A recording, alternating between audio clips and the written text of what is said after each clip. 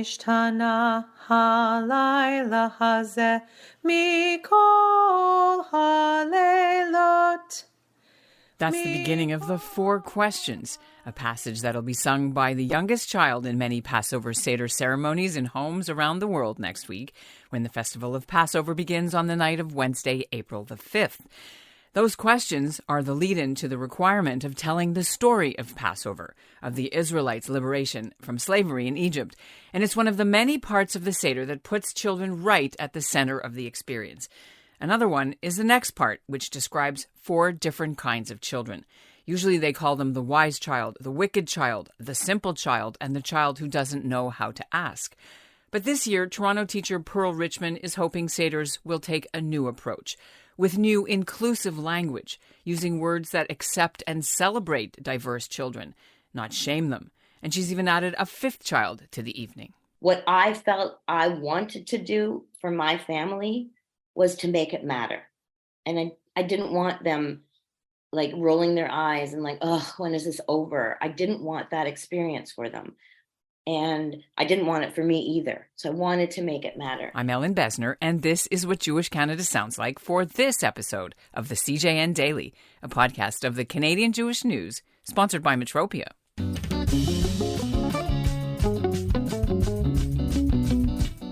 For Pearl Richman, Passover is hands down her favorite Jewish holiday. The retired Toronto teacher has always tried to add something new every year to her Seders. Her haggadah even had so many sticky notes and photocopied articles in it that when she led the Seders, eventually it was so unwieldy that her mother Lil suggested Pearl get rid of the mess and create a haggadah of her own. So she did. Back in 2017. That book sparked a whole new career path. Richman started producing other pieces of Passover Judaica, and her latest item, with her daughter Maxie, is a kid's version of a haggadah called Hug It Out. It's 47 pages, it's illustrated, and she wrote it to tell the Passover Seder story through the eyes of 2 fictional kids, Annie and Arnie, a brother and sister, with a lot of inclusion, especially for LGBTQ children, as Maxie is in real life. Coming up, Pearl Richman will be here to explain updating the stories we tell in our Seders right after this message. During World War II, the Nazis began a little-known program of extermination for their own children. In Peter Klanotz's new mystery thriller, The Unwanted, 14-year-old Hannah Ziegler is being driven by her grandfather and her psychiatrist to a euthanasia center. 16-year-old Silke Hartenstein graces the cover of Nazi propaganda magazines. Avi Kreisler is a Munich police detective rounded up for Dachau. And a patrician father hopes his son David McAuliffe will be elected the first Catholic president of the United States. In The Unwanted, in the aftermath of war, revenge brings these 4 people together in ways unimaginable. The Unwanted. Do not skip to the last page. Find it at Amazon and Barnes & Noble. Pearl Richman joins me now from Toronto. So great to meet you, and thank you for having me. Well, we're so interested in having you because we're speaking about your Judaica project that has changed sort of your life in the last 5 years, the Haggadah Collective. Congratulations on the success. Thank you. Can you tell us just a little bit about how you chose the name for this project, the Haggadah Collective? Start with that. Okay. So, I mean, obviously, when I first began creating the Haggadah, I wanted the name of the company to say something, but I also wanted to have a bit of the cool factor, because while it is a traditional Haggadah and it's filled with all the traditions that one would want in a Haggadah, it's also infused with a lot of modern, spiritual, and beautiful concepts that can really elevate Passover. I want to talk about the 4 children, because it's not a new thing that people who have read these Haggadahs have issues in modern times with the way the children are described, the language that Haggadahs used to describe them, the wicked child and things like that. You've wiped that slate clean for a 21st century society. Can you talk about why you did that and what are why do words matter now? Yeah, words really matter. I kept wise because wise is positive. The one that really, really disturbed me was saying that a child is wicked. No child's wicked. No child is born wicked. Perhaps things have happened to them that have made them behave in a certain manner. So that was not going to be acceptable for me. So I changed it to challenging. You know, as a mom, as a teacher, there are kids that are a little more challenging and they need extra love. I remember teaching grade 1 in my first year, and I couldn't connect to this one kid, and I was really frustrated by that.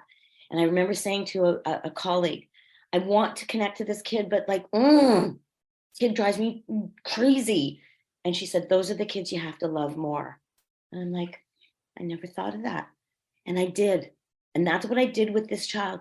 And it was not momentary, like it wasn't like immediate.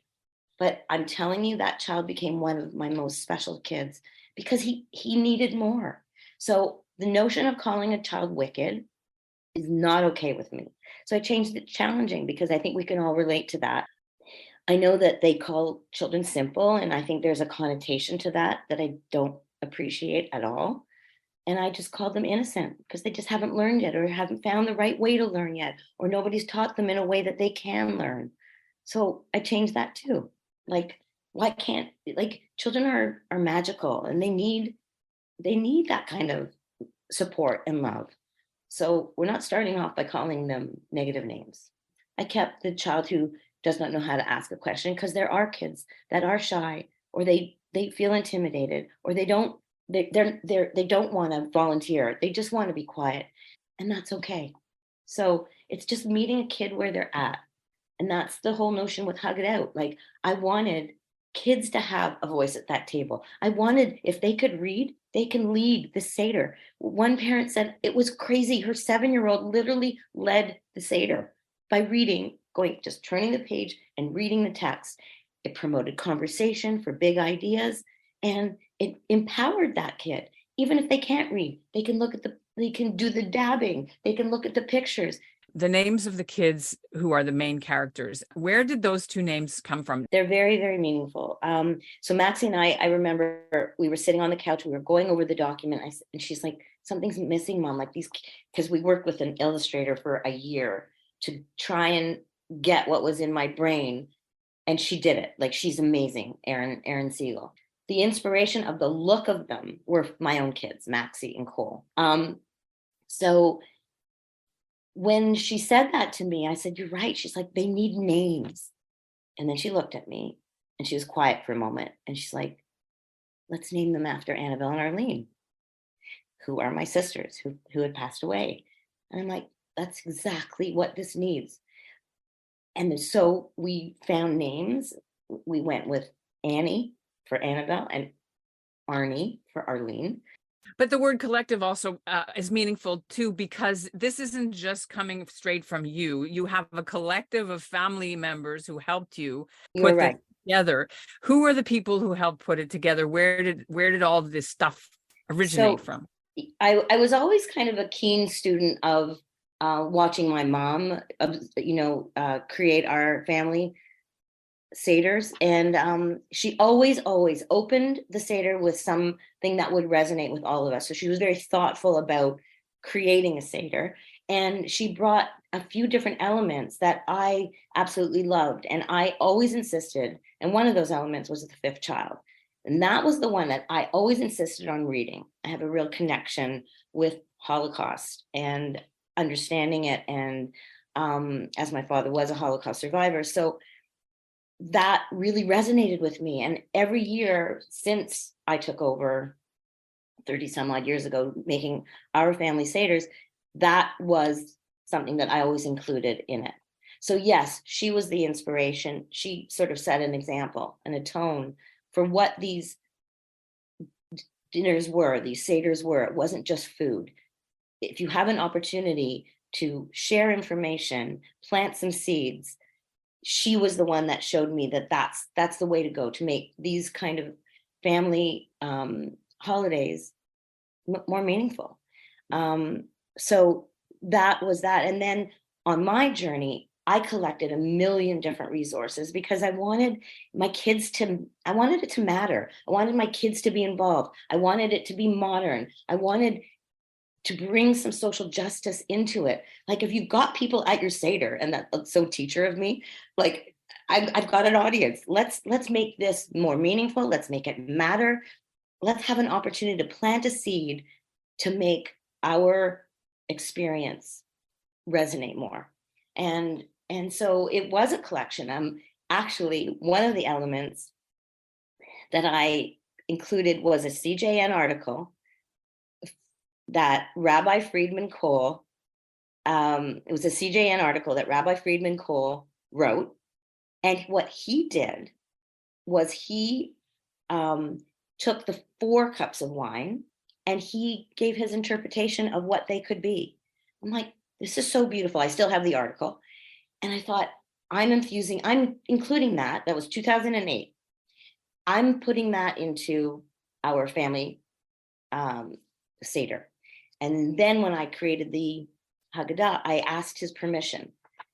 He's someone who has helped my family through some difficult times. And he said it would be his honor. So he's right in there as well for the interpretation of the 4 cups of wine, which I loved. I have a 5th cup, but the 4 cups of wine really, like, why not? Like, why are we just drinking them and saying a blessing? Let's think about something. For the 1st cup, we think about the love of our family. For the 2nd cup, we think about kindness and empathy. For the 3rd cup, we think about gratitude and having positive thoughts. And the 4th cup, we talk about the strength and resilience of the Jewish people.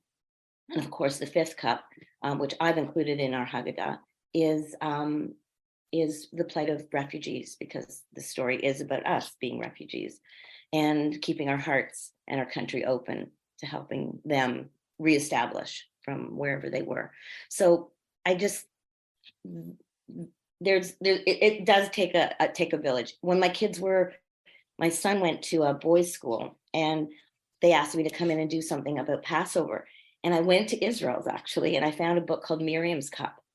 I didn't know anything about Miriam's Cup. I didn't know about honoring women at the Seder table. And I'm like, this is brilliant. And even more brilliant to take it to a boys' school, because the story, it felt to me so male oriented. Let's celebrate. Women were there too, pretty sure. So let's celebrate their role. So it was many years of collecting items. And then in 2020, when my daughter was 21, she came out to us, and I wanted to include that experience into our Passover Seder. And we did some research and found putting the orange on the Seder table. I didn't know about that. And I said, Maxie, is this okay? And she's like, yeah, like, I feel like you're honoring this community, the LGBTQ community, you're honoring the voice of women, and why not? So every year since then, that's been on our Seder table. So I'm always open to including more, but it became crazy, Ellen, with the millions of paper. And it was like a 3-ring circus. Give that back to me. Okay, don't forget that one. Give it back to me. It was like insane. And my mom said, okay, end of 2017, she's like, okay, it's enough. We all need a document. We all need to be on the same page. And because I wanted that, I wanted the ease of things for me too. I created what I created, and then I couldn't just, staple pages together. So I made it what it is, and the texture of it, everything about it, the photographs were very important to me. That it was both beautiful. It's like when you describe someone as they're beautiful inside and out. I wanted that for the haggadah as well. Now, you mentioned, inclusiveness and diversity. It sounds like a book that modern school boards or bookstores now are selling for kids anyway, which tells stories of people who perhaps were marginalized and are now not, or still marginalized. How different do you think Seders should be now compared to the traditional Manischewitz, orange, red, and black and yellow, that book that many, many people got for free? Me too. Well, I think the notion of should is what people should be doing is really personal. Okay, so now that you have this book and this is it, you're not adding any more sticky notes or anything this year, or do you have something new for this year too? For your introducing? I last year I introduced an olive branch, but I put olives on the Seder plate. to sort of just to represent encouraging peace in Ukraine. But I think I will do the same. Obviously, we're still in that war, but just peace in general. Like, honestly, Ellen, like, it has really impacted me, as I'm sure it has you, the rise of anti-Semitism and the hatred and the vitriol. And I just, all I want to do is put out goodness and kindness and beauty, and just be a good example for my own family, but also like in the community. Like, I taught with a lot of people for many years that weren't Jewish, and it's not, I guess it is conscious decision to just show them what a good person is, and that I happen to be Jewish as well, because who knows what preconceived notions people come into this world with about us, and sometimes it's not pretty. So I've learned that from my mom, to treat people the way you want to be treated, but also to just be a mensch in the world. You can find out more about Pearl Richman's Passover collection in our new CJN Passover magazine, which is coming out this week. It's for subscribers and donors, or you can check out her website. The link is in our show notes.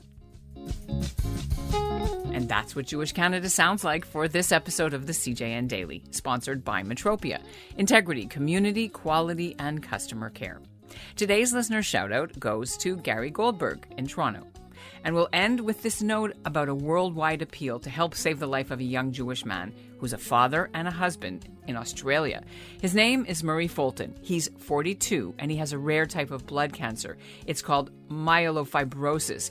He needs a stem cell transfer from bone marrow from somebody with a matching tissue type, and right now they haven't found any matches for him in the Ezer Mitzion donor pool. So that Israeli organization is reaching out to Jewish communities around the world to help Murray find a match. If you're Ashkenazi Jewish and between 18 and 45 years old, all you have to do is swab your cheek. To get a swab kit, please email canada@ezermitzion.ca, and the link is also in our show notes. Thanks for listening to the CJN Daily. We'll be back tomorrow.